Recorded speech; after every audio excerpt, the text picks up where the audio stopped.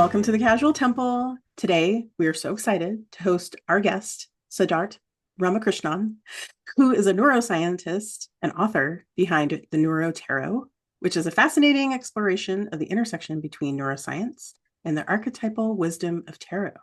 Siddharth, we are so excited to welcome you to the Casual Temple. Thank you so much. Thank you for the invite. I'm really excited to be here. Yes, thank you. Yeah, a friend of mine. How we got connected is a friend of mine. He had seen you do a talk here in Seattle. I Oh, can't remember okay. where. I feel like it was probably at the UW. I'm not sure though. And he told me he was like, "Oh, you Siddharth would be a really good guest for your podcast, kind of up your alley." I was like, "Absolutely!" And so, yeah, everything that you talk about in your book is like things that I love. I love talking about and thinking about. So, yeah, I'm so excited you're here. Thank you. Thank you so much. Yeah. Well, here we just kind of start at the beginning, so we get to kind of know you a little bit and sort of the background of how you wanted to write the Neuro Tarot. So yeah, wherever you want to begin with your story, that'd be great. Yeah, so I am a neuroscientist by training. Been doing that for about 25 years now. But also for about 25 years, I got my first deck of tarot cards also when I was about 21. Hmm. And so I've been doing some tarot readings since then.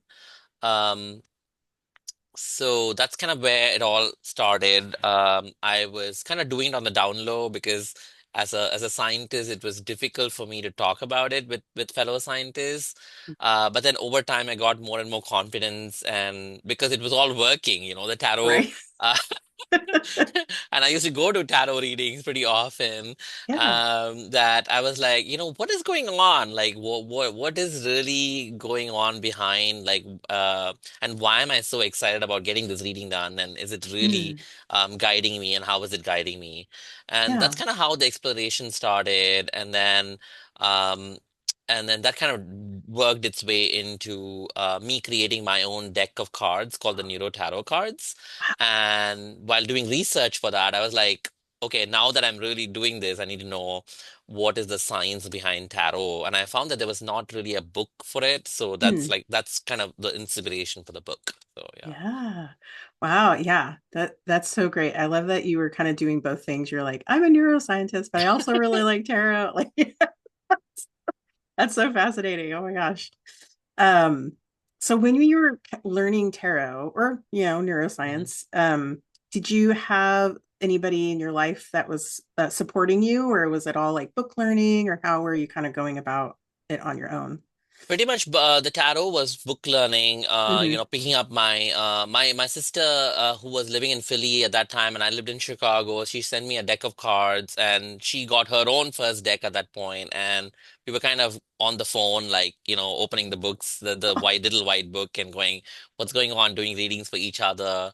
That's kind of how it all started, and then slowly went to professionals to get my own readings done, um, but didn't really have a mentor of, say, in the tarot Hmm. world. I actually didn't know the tarot world existed until about I think 2019, 2020 is when I started like really doing the exploration and realized the wealth of knowledge that's out there on the tarot and how many people have explored it from different angles. It's been really amazing to see that.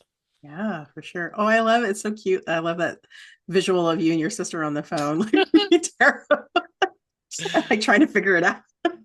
I love it. That's so cute. Oh my goodness.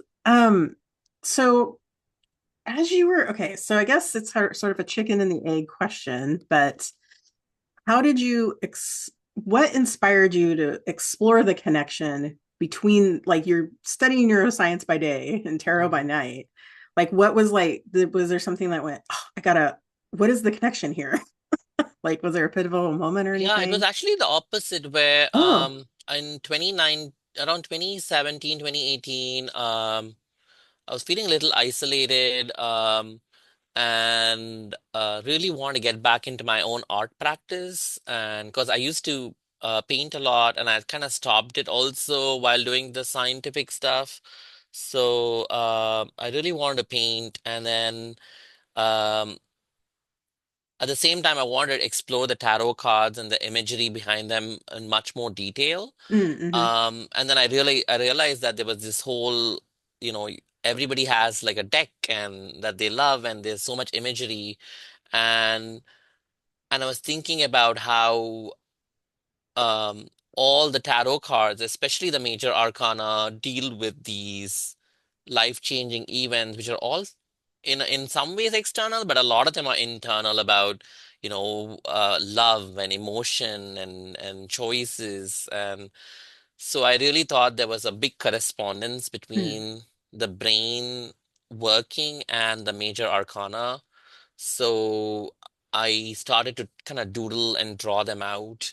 Um, and as I was doing that, I really then started looking into, okay, if I'm looking at this image and I'm immediately getting this flash of like, this is what it means. Mm. So how am I going from looking at this picture to getting that flash of insight? Like, how is that leap happening? And I really wanted to see if anyone had done research behind it. Um, and a lot of the work was into Jungian psychology and those kinds of stuff, but never not into really why, like how are we wired to kind of move from image to intuitive explanation. Mm. And that's kind Mm-hmm. of what rabbit hole I just like went down that after that. So and it was so fascinating to observe that. Yeah. Oh my goodness. Well, so how does the brain process symbols on a tarot card differently, if any, differently than any other types of visual stimuli? Is there any difference or are they similar? I think they're similar. Okay. I think we from the research I've done, it looks like we as humans are wired to look at patterns and make some kind of sense out of it. Mm-hmm. And we have that ability because we need that intuitive quick processing in order to survive, in order for us to decide if if this thing is going to attack me, or if I need to move left or right, or and if I don't do that, I'm going to die basically. Right. So so we have that circuit in us. And over time, I guess it's we don't constantly face those life or death situations, but we still have that inherent intuitive ability.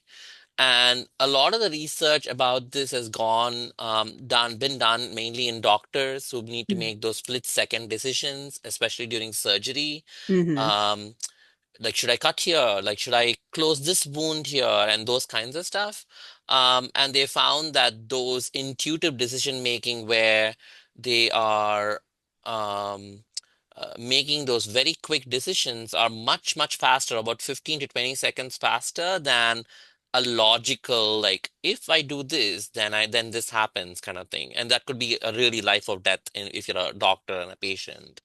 Right. Um, and I think that's what the tarot symbology is tapping into, is you have these pictures and symbols, and also you have certain words or meanings associated with them, and that's allowing you or allowing your brain to kind of unconsciously move along certain directions to make sense out of what's going on. Mm-hmm. Um, we are also probably at the same time taking in a lot of unconscious cues from our querent, the person in front of us. We're probably taking in, if they're face to face, the tone, their body language, and all those things. And if they're not face to face, then you're probably, some people ask for a picture, some people ask for a specific question. You're taking in those cues to figure out what the story is going to be. Um, and that's kind of what's shaping a tarot reading on some level. I mean, I in the book I kind of say that this definition of divination is about how we are tapping into our unconscious brain to make conscious choices Mm-hmm. in or interpretations. It is not divination in the sense of having psychics or mediums suddenly get that flash of like energy or something from outside, because Hmm. there's not much scientific research behind that. We just don't have the information on how that happens. Right. I believe that happens as well. But I just don't know the background behind that yet. So yeah. Yes. I like that you distinguish the two because I do think it gets those two things get jumbled up quite a bit, especially with tarot. And I think, yeah, definitely, I've experienced both of those things for sure, whether it's divination or like just telling you about your own subconscious. Um, so, so kind of the question I have, sort of along those lines for sure, is um, have you looked at, or have you looked at like if somebody is reading for themselves versus somebody else? Because I am terrible at reading tarot for myself because I will tell myself all sorts of BS stories about like, how it's not a bad thing, you know? But I'm very great at reading for everybody else because I'm more, is there any sort of like connection or study around that at all? Yeah, so it looks like uh so you have two different parts of your brain. One part of your brain is called the default mode network, which is the inherent sense of self. It's going to also help you plan your future like 5 years down. You can also like almost visualize yourself 5 years down the line or something like that. So that's the network that's really going to give you that solid, this is me. And also, if I ask you about planning your future, what do you look like 10 years down the line? That's the part of the brain that's going to activate. Mm, And that's a network. It's not just one part of the brain. It's a network that goes between kind of right above your eye, that area over there, and also up here in those areas. So it's kind of a mm, network of those two going on. Um, and then that has constantly fighting with another part of your network called the frontoparietal network, which is again a network which is um, kind of in denial or is mm, kind of telling you not to accept certain things. So when you're doing readings for yourself, you are having a conflict between those two different things. One mm. of them is saying something and the other one is saying, that I don't accept it. I don't believe what you're saying, basically. Right. Yeah. And this is the same denial that happens when when you're doing a reading for someone else and they don't want to accept what you're saying. Yeah, That's the totally. one that's getting like activated and saying, you know what, I hear you, but I don't believe it, right? And I don't want to leave my boyfriend because I hear you completely, but he's the best, you know. Right, exactly. So it seems like there's there's this thing that goes on that it's almost like a plot denial network that you have in you. Hmm. And that you have that mainly to kind of put restrictions and tone down you kind of inhibitory senses, kind of like if you're always acting on your impulses, you might kind of die. So Right. it's kind of a barrier to make sure that you are, is this okay? Is this the right Hmm. thing? And I think part of our defense mechanism is to have that like really strengthened, and we don't want to believe in the new insight that we're getting, I think. Oh, yeah. Yeah. Yeah. That is like very interesting in how you explain that for sure. Yeah. Yep. I agree with the denial part for sure. On both ends, there's some denial for sure. Um, yeah, so I'm trying to figure out how to phrase this particular question, but what different people when they look at the same card, they might have like a similar sort of archetypal understanding of it, but obviously they're going to pull from their own personal story, right, to read the cards. But is generally what people are seeing sort of the same, or is it just slightly different, like neurologically? It's very different, and it's Mm, kind of funny because I think the similarities are going to arise because a lot of times you have archetypes defined by the meanings in the little book that you get, and usually Yes. even though the symbologies or even the drawings might be completely different, there is Hmm. some words that kind of follow through pretty much across decks. And I think that's where some of the similarity in interpretation comes from. Um, but what has been strange is they've actually found that even cultural upbringing can change the way we look at things and what we observe in any kind of image. Like they showed pictures of aquariums to people and asked people from the Western world to talk about what they see, the first five things they see, and the people from, say, Japan or China to talk about the first five things they see. And whereas one set of people would report the fish and the frogs and stuff. And then other people report like bubbles and like, the color of the water or like even like very simple things like that. They're very different in what people observe first. So, and with the you can imagine then with the image of a tarot card, what does your eye get drawn to is going to be very different. And I've done different workshops on this, and invariably, even if you pull the Fool card, someone will say, "I see the dog," and some people will say, "I see the mountains," and other people will say, "I see the central figure with this flowery pattern on his dress." And everybody has a different thing that their eye is drawn to. And I talk about that a little bit in the book with some exercises where almost are you really are you biasing yourself by looking at the same symbology over and over again, and maybe look at something and then come back the next day and force yourself to look at some other part of that same card and see if that changes your interpretation of that particular card. um, this is fascinating. I don't know if you've heard of Ellen Lorenzi Prince. She is an amazing tarot reader, and she designed a bunch of card decks. And she did one whole session workshop at the Omega Institute once on the negative imagery in a lot of the cards. And the card she pulled up was the Ten of Cups. Oh yeah. And which is normally like a lot of people talk about how this family is standing with like this big rainbow of cups Right. in front of them. And then she says, "But have you seen their faces?"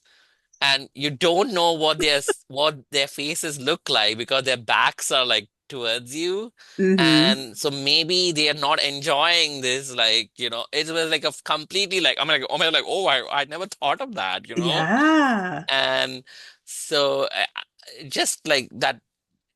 And then after that, I've been starting to notice, like, who's looking at what, and, is everything going on? Right. So yeah, I really don't think different people see the same thing in the cards, but Mm. I think the through line might be how have we been used to or adapted to those words that have been associated with each of them, maybe. Yeah. Yeah. And as we were talking, obviously I'm thinking of the Rider Waite Smith deck, right? Mm-mm. Which is, most people know what that one is. And, it was designed by a group of Western people. So things tend to read from left to right. And then when you're talking about, like, say, somebody from Japan, they, read the opposite direction. So then it's like, oh, well, that's interesting thinking, like the energy would be flow. If you laid them out, the story Mm. would be kind of different, right? Like Yeah, yeah. backwards and forwards. Um, Fascinating. Oh, and because you mentioned sort of say like the Ten of Cups, right? I'm curious about your stance on if you pull a card and it's upside down, do you consider it like what is that called? The inverse of what, like say you pull it and it's not the right side up, do you consider that the opposite of what it originally means, or do you even or do I you just don't try I to don't use I don't use reverse meanings. I okay. uh, I tend to not go there. I yeah, I've since a, I met a lot of people who use it, Mhm. and I realized that the amount of layers you can keep adding to these things is like amazing. Yeah. So no, I stick with just the straight up ones, and then for me it's more about the story that the cards give than the Hmm. individual images. Yeah. So until the full spread is in front of me, I don't even start the interpretation of it. Right. Uh, yeah. Yeah, you definitely can see, like, you can kind of get a story from one card for sure, but like seeing how they interact with each other as a story is like, I agree. It's like, oh, then it starts coming alive for Yeah, sure. yeah, yeah, yeah. Um, yeah, so okay, yeah, so you gave us some sort of exercises that you described from your book. But beyond tarot, do you see similar unconscious like synergies at play in other forms of art and storytelling? Like, do you see sort of like, I don't know, maybe the same archetypes in tarot and a movie or in different types of storytelling? I mean, what do you mean? I mean, we definitely have similar archetypes, say in astrology, where we have Mm, the malefics and the benefics, and right. people talk about the feminine and the masculine energy of different planets, and how Mars is this like quick war planet, but then Saturn is this slow grinding, like also Right. malefic, right? So we have those different kinds of metaphors which are in different divination systems, Mm-hmm. whether it be astrology or tarot. Is that what you're talking about, or what is Yeah, it? just kind of like do maybe in in neuroscience, do they have they kind of mapped similar types of, I don't know, archetypal experiences with different media that matches, or is that not like something that they've looked at? I don't think so. I don't think they've looked at that. Hmm. Um, they in neuroscience, it's usually they. I think so far they've done mainly on visualization Oh, right. aspects of like if I visualize myself to be the winner of this game or Hmm. the champion and those kinds of stuff, but not really on archetypes. That's again there's a very really interesting socio-cultural difference is if I ask you to think about yourself and then I ask you to think about mother or a mother figure or a Hmm. father figure, what they found is folks who grew up in Eastern cultures where the joint family is much more of a norm, Hmm. um, Hmm. the self and the mother are linked. Whereas Hmm. if you grow up in a household where um, your mother and you don't grow up in a joint family, then there's a more of a de-link between the self and the mother. So I can kind of think about how similarly other archetypes of we think about like empress and hermit and those kinds of archetypes of mother and father and power and those kinds of things are going to be very different based on your sociocultural upbringing is what I would think about. It's a really good, interesting research project Yeah. to think about actually. Oh gosh, yeah. What was so in sort of looking at this, what was something that was was there anything that was surprising to you in kind of looking at these two, like neuroscience and then tarot? Yeah, what was fascinating to me is the social aspect of things Mm, on how when somebody comes to you for a reading, I first thought it was just more about the um, what am I listening to and how am I responding, and then similarly, what are you listening and responding? But then when I was doing the research, I found there is a network in you which is called a mentalizing network, where you're almost creating a golem of the other individual in your head, and you're first creating this persona in your head, and then you're defining their desires and aspirations and inspirations on top of that little mental picture of this other person, hmm. which kind of sort of seemed like almost like a witchy thing to do, right? Right, But totally. Yeah. almost like creating this puppet inside you, and you're like kind of, and then, but you're doing this almost on an everyday instance. Like Yeah. you have to do that in order to interact with people and figure out like what are they going to do? Are they going to like Hmm. move towards me? Are they move away from me? Are they going to smile at me or not? You're like constantly doing it, and then your brain is predicting that they're going to do this, and then maybe it matches up, maybe it doesn't, and then you're kind of adding other stuff to it. But Hmm. that's literally what you're doing in a reading, and that was like completely fascinating to me. How much more magical can that be, right? Yeah, totally. Yeah. So that was something that blew my mind. And then the other thing that was really fascinating was this new field of neuroforecasting that's Mm. there, Ooh. um, which is very new. And the idea is that if you right now asked me, hey, I'll play you three songs, and can you please tell me which song do you think will be the most popular next year or 6 months from now or something like that? And then I might say, oh, I like song A, but my subconscious brain might actually be saying, no, no, no, it's song D or song C or something, right? And and then if I did a poll of all the subconscious around, it'll actually correctly point towards the song that is going to be the most downloaded 6 months or a year down the line, Whoa. even though they might be in just telling you, they might be saying something else. Yeah. So the idea that your brain or our collective brains on some level can forecast the future, um, that was again really fascinating, because I think till now the brain as a predictive machine is more about what's happening in the next instant or maybe 5 days down the line, or even like what am I going to think about when I turn the corner. Hmm. So is there going to be a coffee house there? You're kind of thinking about those things, Yeah. but not like, so far there was no evidence that some people are actually thinking about like that far ahead. But we should have had that idea because we are farmers, and historically humans have been thinking about seasonalities and That's right. years and planning. Even when you're planning a baby, you have to plan like so far ahead. So we have been thinking about it. So it obviously should be there in us. So I guess Hmm. on some level, forecasting is inherent to us.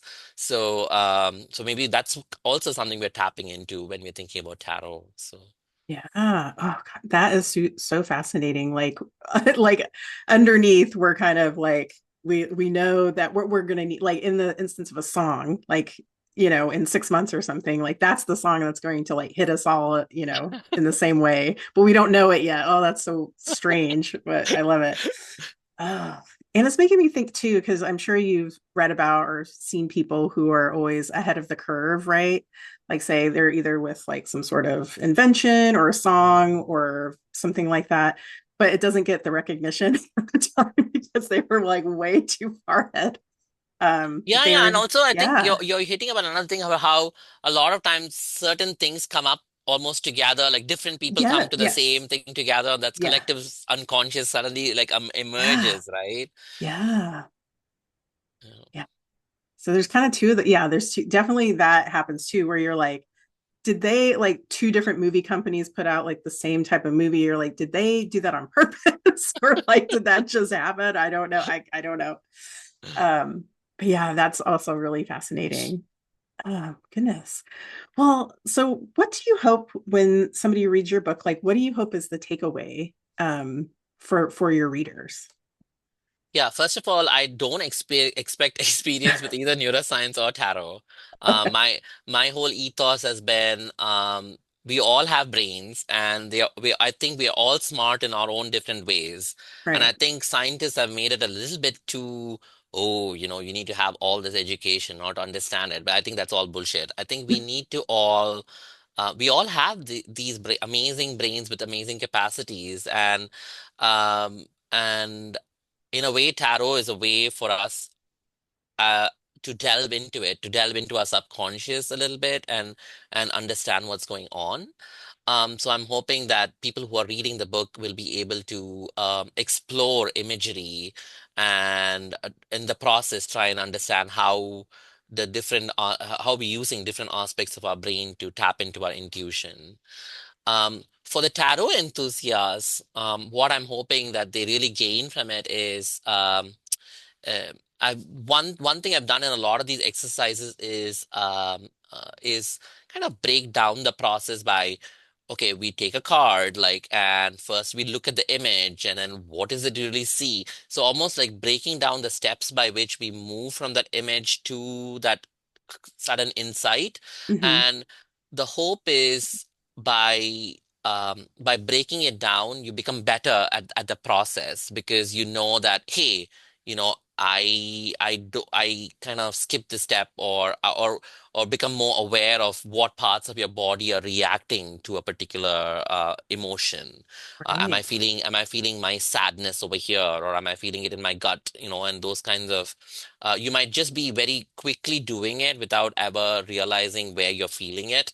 Mm. So maybe this process will allow you to be more bodily or aware of where this connection is going on. One thing I found in my own tarot practice, which I was not very good at, was that reflection piece of I said this is going to happen, or I said this is what is the choice. But was that the right intuitive guess, right? Mm. Because sometimes our intuitions might not be correct. Right. It's because what they found, at least in the scientific field, is intuition is a very good thing for you to make a decision. It's very needed for you to make sure you're not paralyzed and just in one place, but you have to move forward. But it might not have always been the correct decision. It might be the best decision at this point of time, but Right. it might not have been the right choice. So you kind of go back and say, okay, why did I make that choice? Was that because of this? And so that kind of reflection, I think, really would help the tarot reader become better at Mm. their what they do. Basically, they'll become more and more intuitive because that's Hmm. what happens when you learn from your past intuitive practices.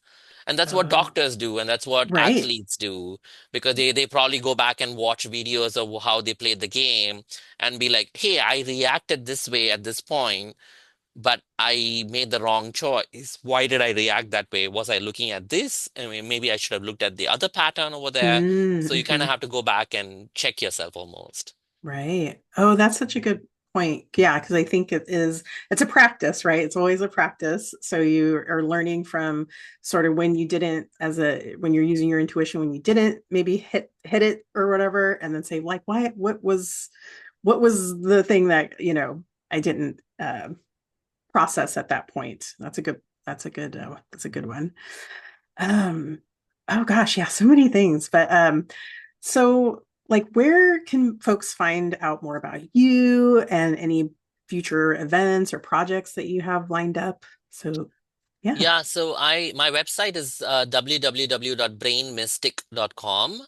Mhm. That's BrainMystic, brainmystic.com. I'm also on Instagram at Sidbits, Siddbits. Um, I do have a Facebook profile, but I don't use it that much. And But those are the two main places. You can also email me anytime at neurotarot@gmail.com. Um, the things I've lined up. I'm still doing the book kind of signing. I have one coming up in Los Angeles on May 14th at UCLA. And then I used to have a online course on this, and I kind of abandoned it. Now I'm kind of going back to that Yeah. now. I really want people to kind of start getting back into this and kind of maybe do a group practice of some of the exercises. So I'm Hmm. getting back into that, and that's also on the website. Um, if you, my tarot deck is also available on the website. So if you want to get more of the Neuro Tarot deck, you're welcome to, people are welcome to go there. And what I'm working on now, I have a contract with the villain on another book, and this one is due at the end of June, and Oh, but I haven't put pen to paper yet. I've oh just my been like, gosh. but I'm hoping You're it gonna all do it. just, flows from me. Yes. Yes. This one is called Wired for Magic. And the idea Ooh. is, what is the brain science behind like a lot of magic involves rituals, it Yeah. involves incantation, it involves faith and those kinds Mm. of things. So I'm kind of trying to take about each of those things and think about the neuroscience behind each of those. Is kind of what I've been like really contemplating on for the last couple of months. So. Yeah. Oh my gosh. Well, I am definitely going to want to talk with you about that one as well, if you don't mind, because I practice magic myself. So it's like, that's my jam. So I'm very excited. I think all of us do, like whether it's like Yeah, on a big like I'm a witch kind of way, or even totally. like Yeah. on a small on an Yeah. everyday basis. I was talking to my daughter about she's like 5, and I was talking to her about it, and she's like, "Are witches real?" I'm like, "Yeah, I think witches are real." And then so we were talking about like what is a witch and Yeah. what is magic, um and I really think it's kind of gotten the short shrift, over the years. But Hmm. I feel like if you really think about it, sometimes you feel like the energy pulsing in your fingers, or Yeah. and like what is that, and where is that coming from? Where is that? And when you meet somebody, you feel that energy flow between you both. And then I guess some people are much more attuned to it and tap into it, and other people aren't. Hmm. And or even with nature, like objects, and when we add like power to objects, Yeah. and sometimes that those become idols, and sometimes they become symbols or sigils, and those kinds of stuff. So I'm really excited about that. Oh my gosh. Yes, I like where your brain and your hands are going as far as like writing books. They're like very intriguing and interesting. So, oh my gosh. Well, so sort of the last thing that we kind of end up with is you shared so much wisdom, but what words of wisdom would you like to leave us with today? I think my main mantra has been, um, there is a lot of wonder within us. And in some ways, it's the Hinduism aspect of how the world inside is much bigger than the world outside on some level. Yeah. So I just want everyone to explore that wonder within us, and I think we'll find a lot more commonality between each of us when we start exploring that wonder within us. So yeah. Oh, beautifully said. Oh, yes. Everybody, let's explore the wonder within us for sure. Oh, well, Siddharth, I'm so happy that we got connected and this so fascinating. Thank you so much. Thank you so much. That was such a pleasure Yeah, talking to you. yeah, thank you. Your support means the world to us. If you've enjoyed this podcast, please take a moment to like, comment, and share it with others who might find this content valuable. And of course, don't forget to hit that subscribe button to stay tuned for more enlightening discussions. Your engagement helps us grow, and we appreciate each and every one of you. Thank you for being a part of the Casual Temple community.